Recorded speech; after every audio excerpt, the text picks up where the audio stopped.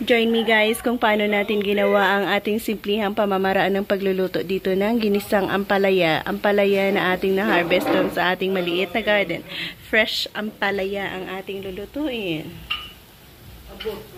Good morning! Another recipe ang aking gustong ibahagi sa inyo gamit ang ating priskang ampalaya na bago natin na-harvest doon sa ating maliit na garden. Samahan niyo ako sa simplihang pamamaraan ng pagluluto dito. Yan, nakagisa na tayo dito ng onion, garlic, at kamatis. Pinisa lang muna yan. Yan, mag-add on na tayo dito na slice natin na fresh ampalaya. Yan, pwede na natin i-add yan ang ating itlog. Wala nga katagad.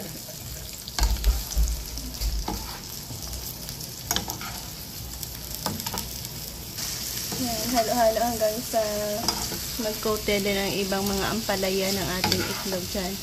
And then, cover, hayaan natin lumambot ang ating ampalaya. Ganyan ka-easy at kasarap ang ating niluluto.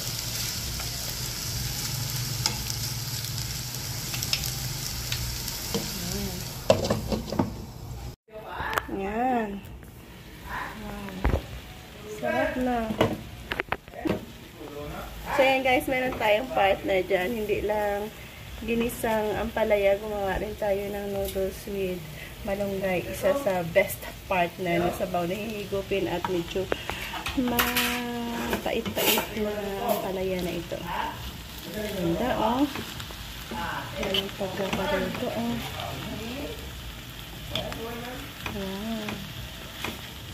So, ayan na nga. Napakita na natin sa inyo kung paano natin ginawa ang isang pamamaraan ng simplihang pagluluto ng ating ampalaya dito. So, bye-bye. God bless and maraming salamat ulit.